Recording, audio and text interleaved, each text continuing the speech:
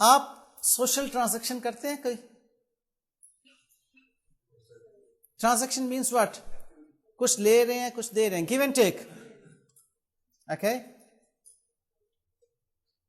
Gift मिलता है birthday पर, ये ट्रांजैक्शन है। भाई बहन, अम्मी अब्बू, फ्रेंड की तरफ से आपको बर्थडे गिफ्ट मिला, गिफ्ट देते भी हो कि बस लेते ही हो?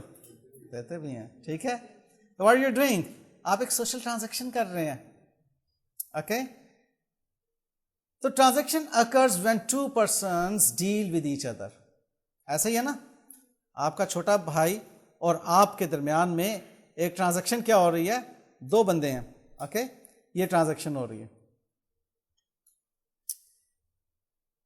ओके, ये सोशल मोटिव डीलिंग भी है, जैसे बर्थडे गिफ्ट, ओके, और इकोनॉमिक बेनिफिट की डीलिंग भी है, जैसे कि अकाउंटिंग ट्रांजैक्शन, मॉनेटरी आपकी जो है डीलिंग। Got the point? तो मालूम ये हुआ, जो इंपॉर्टेंट पॉइंट है इसमें कि दो पर्सन्स का होना जरूरी है। अगर आप सोशल मोटिव ट्रांजैक्शन कर रहे हैं तब भी, अगर आपका इकोनॉमिक बेनिफिट से मुतल्लिक ट्रांजैक्शन है तब भी। जो अकाउंटिंग ट्रांजैक्शन है वो क्या कहलाएगी?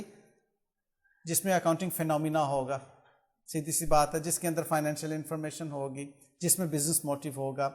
Monetary dealing between the entity and other person. तो दो इसके अंदर कौन सी इंपॉर्टेंट बातें आ गई? The entity and other person. Okay, थोड़ा सा आसान कर दूं बात को। आपके पास सपोजली ये बिजनेस एंटिटी है,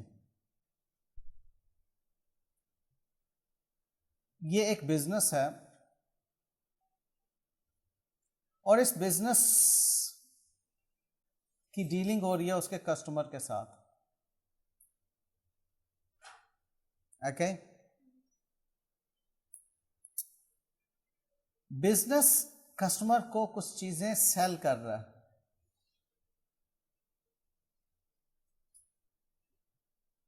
उसके अगेंस्ट कस्टमर क्या कर रहा है? पे कर रहा है।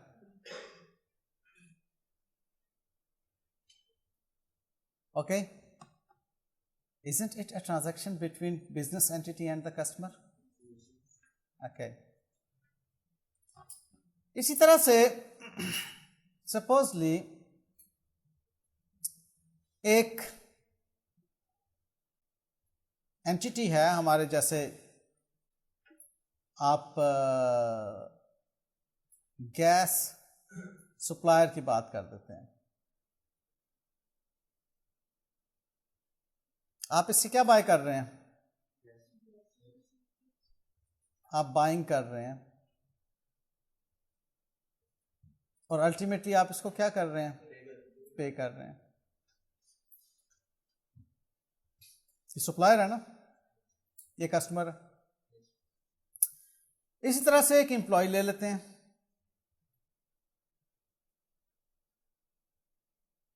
आप इस एम्प्लॉय से सर्विसेज ले रहे हैं।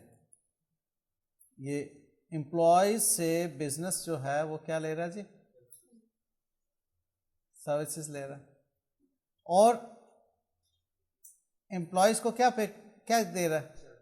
Paying salary. ओके, ट्रांजैक्शन हो रही है ना? Got the point? एक बैंक है,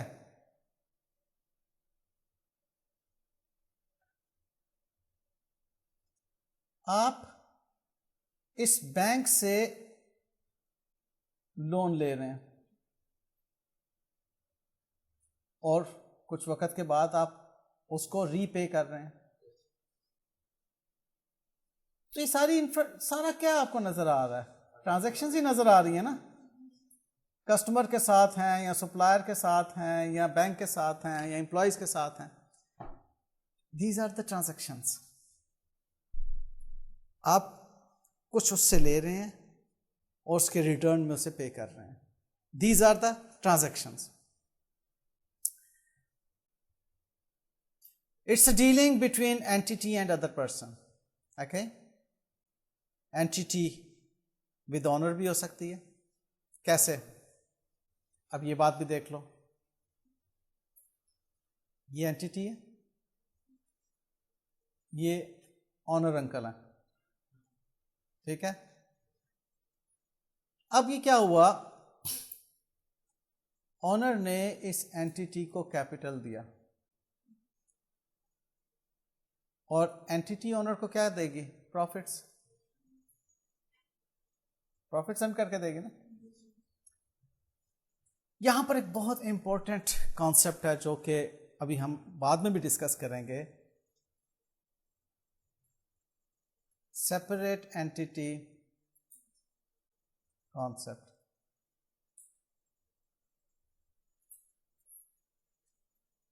ओके, मैंने एक बात आपको अभी कही थी कि जो भी एंटिटी की फाइनेंशियल इंफॉर्मेशन है उसको रिकॉर्ड किया जा रहा होता है, ये है अकाउंटिंग। और कौन करता है? अकाउंटेंट करता है। अब एक बात मेरी हमेशा के लिए याद रखिएगा जब तक आप चार्टर्ड अकाउंटेंसी के स्टूडेंट हैं, अकाउंटिंग को पढ़ते वक्त आप अपने आप को अकाउंटेंट तस्वुर करेंगे।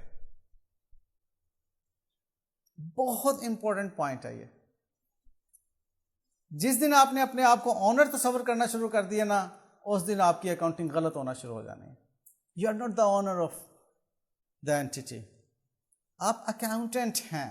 अकाउंटेंट बन के आपने फाइनेंशियल इंफॉर्मेशन को हमेशा एनालाइज करना है और फर्दर रिकॉर्ड करना है या उसकी अकाउंटिंग को मेंटेन करना है। ये जो मैंने सबक बोला है इसको कहीं पर लिख लो कि हमारी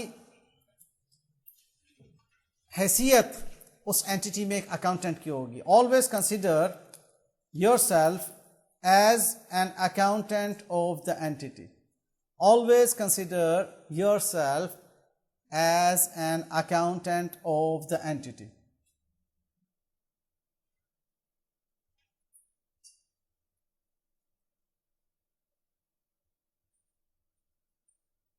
तब जाके आप सेपरेट एंटिटी कॉन्सेप्ट पे बात कर सकेंगे। तो मालूम क्या हुआ कि ये एंटिटी है, उस एंटिटी में आप मौजूद हैं एज एन अकाउंटेंट और एंटिटी के बाहर जो है वो ओनर मौजूद है। ओके, ये एंटिटी है और ये कौन बैठे हुए हैं जी? अकाउंटेंट। ओके, आप एंटिटी के अंदर मौजूद हैं। अब एंटिटी डील कर रही है ऑनर के साथ और आप अंदर बैठ के उसको रिकॉर्ड कर रहे हैं, उस डीलिंग को, उस ट्रांजैक्शन को। Followed? Okay. Entity with any person other than the owner. Owner और एनी अदर पर्सन।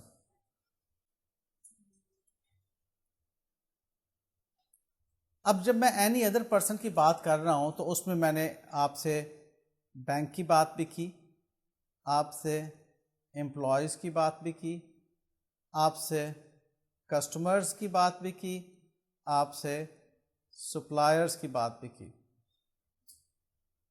ठीक है, ये सब मैंने बातें आपसे की हैं। ऑनर अलग से है। Got the point? इजी। तो एंटिटी किसके साथ डील कर रही है? ऑनर के साथ और अदर्स के साथ। So there are two criteria to identify an accounting transaction. One is measurability in terms of money and the second one is dealing of the entity with other persons. यहाँ पर एक और point मैं आपके साथ share करने जा रहा हूँ, इसको एक फिलहाल एक्स्ट्रा नॉलेज के तौर पर आपने ज़हन में रखना है। इंग्लिश एज ए सब्जेक्ट आपने जब पढ़ा तो उसमें first person second person, first person singular and second person singular, या first person plural second person plural, ठीक है, और थर्ड पर्सन तक आपने पढ़ा, first person second person third person. First person कौन होता है? जब मैं इंग्लिश में बात करता हूं, इंग्लिश लैंग्वेज में, इंग्लिश की जब मैं बात कर रहा हूं तो first person is I, second person is you, and third person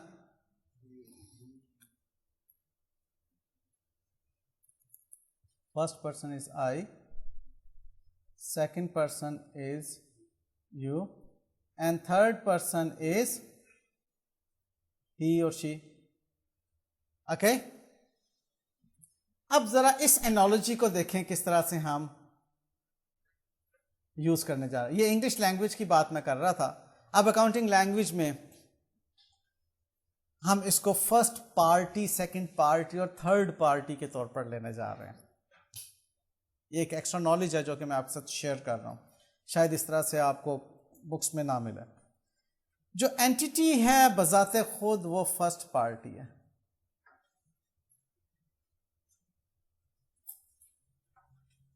entity, आप एंटिटी की अकाउंटिंग कर रहे हैं ना, आप एंटिटी में बैठे हुए हैं ना, आप अकाउंटेंट हैं एंटिटी के। Entity is the first party. Entity is dealing with the owner. Owner जो है वो सेकंड पार्टी है, और ऑनर के अलावा जितने भी ऑल अदर हैं वो क्या है जी, थर्ड पार्टी। अगर कोई बात करता है कि थर्ड पार्टी लायबिलिटी क्या है, तो उसका मतलब क्या है, liability supposedly payable to the bank, liability payable to the lender, liability payable to the supplier. आपने उनको पे क्या करना है, ठीक है। Receivable from the third party क्या है, कस्टमर से आपने कितने पैसे लेने हैं। ओके, तो थर्ड पार्टी जो है अदर देन द ओनर सब थर्ड पार्टी में आएंगे। ओनर जो है वो सेकंड पार्टी है। फर्स्ट पार्टी कौन है, बजाते खुद द एंटिटी जिसकी आप अकाउंटिंग कर रहे हैं। एक और कंफ्यूजन अमूमन स्टूडेंट्स को हो जाया करती है। स्टूडेंट्स जिसकी अकाउंटिंग कर रहे हैं, सपोजली उस कंपनी का नाम है ABC लिमिटेड। अब ABC लिमिटेड जो है वो XYZ से चीजें बाय कर रही है। अब उधर भी XYZ कंपनी का नाम आ रहा है, तो स्टूडेंट कंफ्यूज हो जाता है, सर उधर भी तो एंटिटी है, इधर भी तो एंटिटी है। आप किस एंटिटी के अकाउंटेंट हैं, आप किस एंटिटी में बैठे हुए हैं, ABC में, लिहाजा ABC फर्स्ट पार्टी है। आप XYZ के तो अकाउंटेंट ही नहीं है। आपने किसके पॉइंट ऑफ व्यू से ट्रांजैक्शन को एनालाइज करना है, अपनी कंपनी जिसमें आप बैठे हुए हैं। आप दो जगहों पे नहीं बैठे हुए हो सकते, आप एक एंटिटी में बैठे हुए हो सकते हैं। हाँ, अगर कभी डिस्कशन से आपको कहा जाए कि अपने आप को XYZ का अकाउंटेंट बना के देखो क्या बात बनती है, तब आप अपने आप को ऑल टुगेदर फिर XYZ में ले जाएंगे, फिर XYZ आपके लिए फर्स्ट पार्टी बन जाएगी। लेकिन एज ए स्टूडेंट जब भी कोई क्वेश्चन आपके सामने आएगा और वो क्वेश्चन जिस एंटिटी का क्वेश्चन है, उस एंटिटी के आप अकाउंटेंट बन जाएंगे, वो फर्स्ट पार्टी बन जाएगी। Got the point? ये ज़हन में जरूर रखिएगा। वेल, छोटी सी प्रैक्टिस कर लेते हैं। Keeping in view the criteria identifying which of the following information is accounting transaction. Number 1, आप लोगों ने अब मुझे बताना है, payment of staff salaries made by cheque, appointment as a production manager on contract, having a conversation with foreign supplier for import of raw material, placing an order for purchase of production machine, and purchasing motor vehicle and paying cash for the price।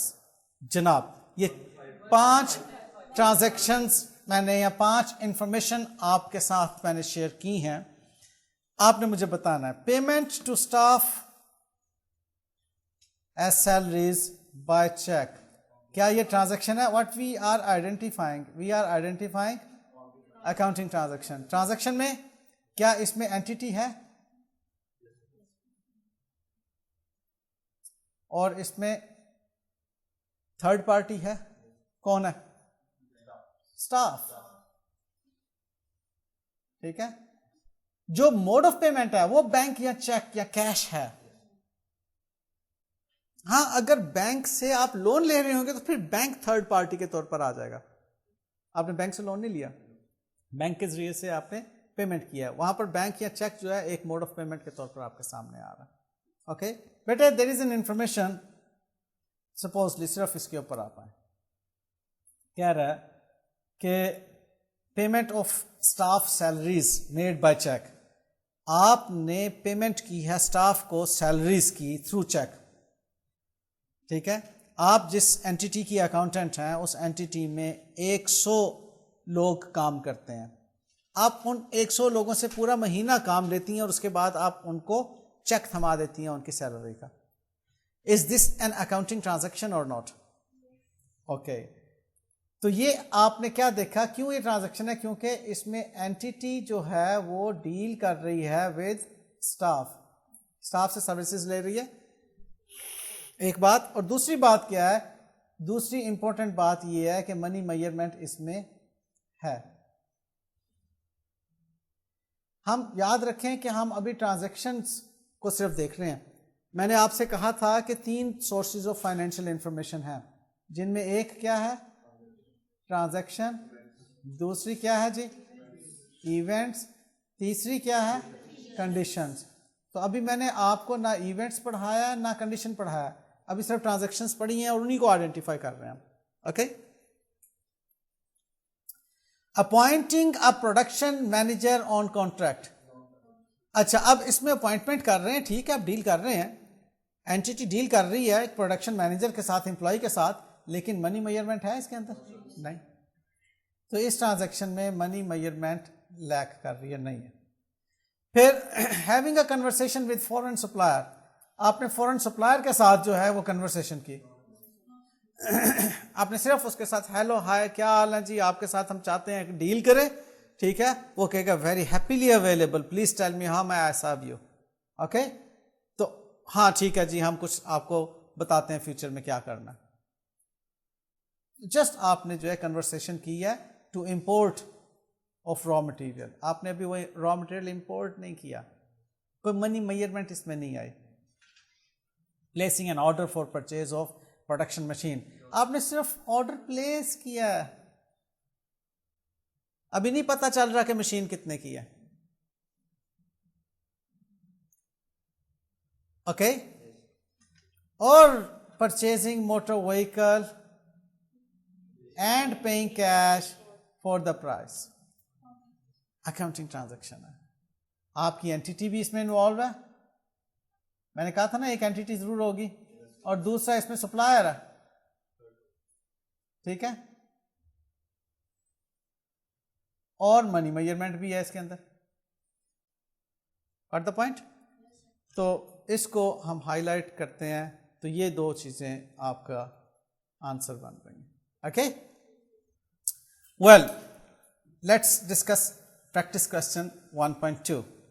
Identify accounting transaction, upkeeping expense of building paid by cheque, आपने building maintenance के लिए cheque के जरिए से एक payment की, is this a transaction? Yes. Collection of dues from customer, negotiating with bank for taking loan, it's just a negotiation. Okay, receiving cash against loan from bank, yes. Payment of personal expenses for the owner in cash, कौन पे कर रहा है, किसको पे कर रही है? अगेन देख लीजिए कि मैंने आपसे कहा था कि एक एंटिटी होना चाहिए और एक कोई पार्टी, ओनर या अदर्स होने चाहिए, ठीक है। अब एंटिटी फर्स्ट पार्टी है, ऑनर सेकंड पार्टी है, ये थर्ड पार्टी है। तो आपकी ट्रांजैक्शन में, आपकी फाइनेंशियल इंफॉर्मेशन में एंटिटी तो डेफिनेटली होगी, एंटिटी के अलावा सेकंड या थर्ड पार्टी का होना जरूरी है। ओके, इस ट्रांजैक्शन में कौन है जी? सेकंड पार्टी ओनर है।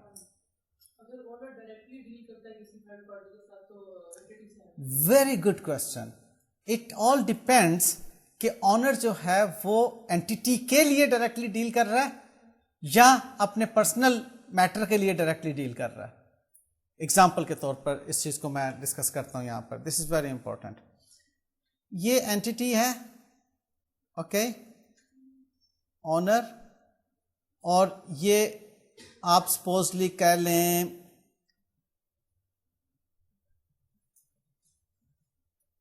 ऑफिस जिससे आपने किराए पे लिया हुआ है, ऑफिस लैंडलॉर्ड, ठीक है।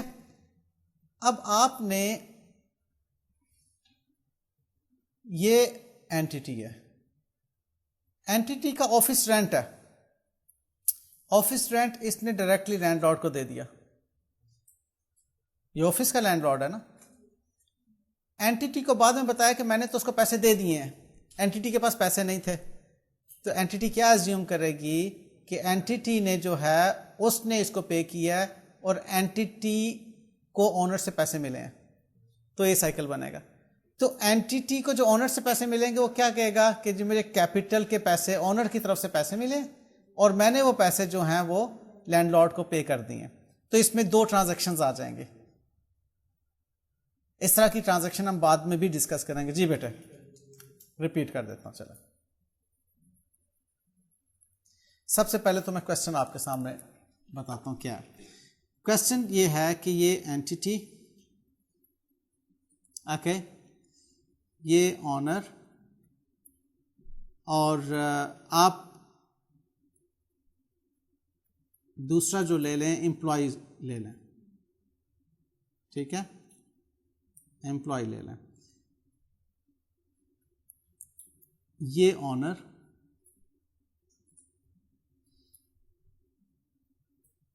एम्प्लॉयज ऑफ द एंटिटी, और ये एंटिटी। और द पॉइंट होना क्या चाहिए था कि एम्प्लॉयज जो हैं वो एंटिटी को सर्व कर रहे हैं, एंटिटी सैलरी पे करती है एम्प्लॉयज को, होना तो ये चाहिए था ना। एंटिटी के पास कैश नहीं था, ऑनर ने directly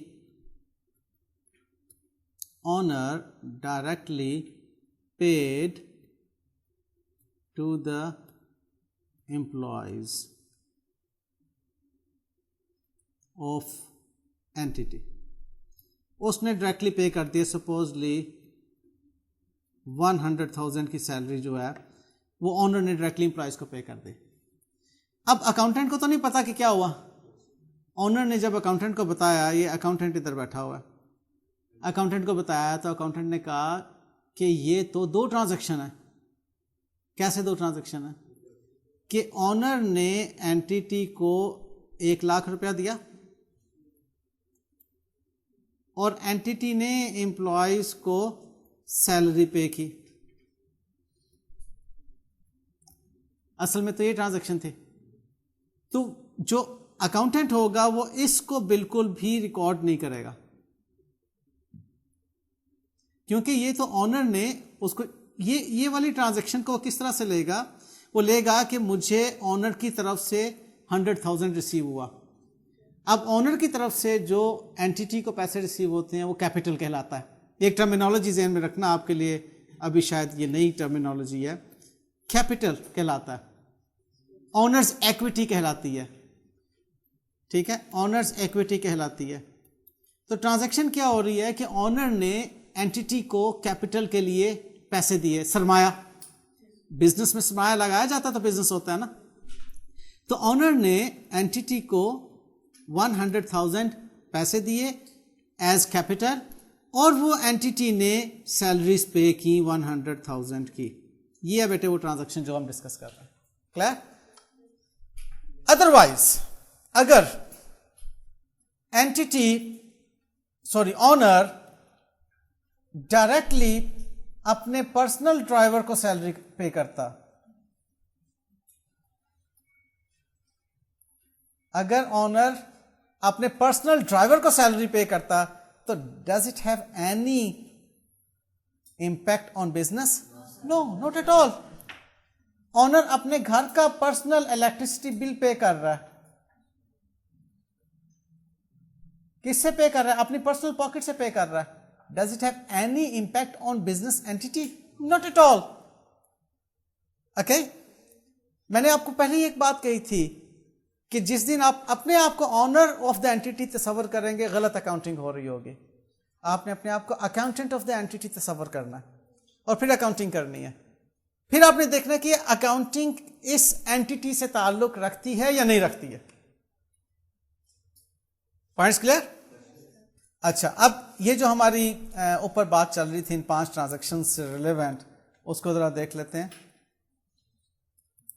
number 1 is accounting transaction, 2 is accounting transaction, 3 is not an accounting transaction, 4 is yes it is an accounting transaction, payment of personal expenses of the owner in cash। अब ये देखो किसने पे किए हैं? एंटिटी ने। अगर एंटिटी ओनर के ड्राइवर को डायरेक्टली पे करती है तो एंटिटी इन्वॉल्व हुई उसमें, और ओनर का ड्राइवर असल में तो आप ओनर को पे कर रहे हो ना। Got the point? तो लिहाजा ये भी ट्रांजैक्शन है क्योंकि एंटिटी इन्वॉल्व हो गई है। Point followed?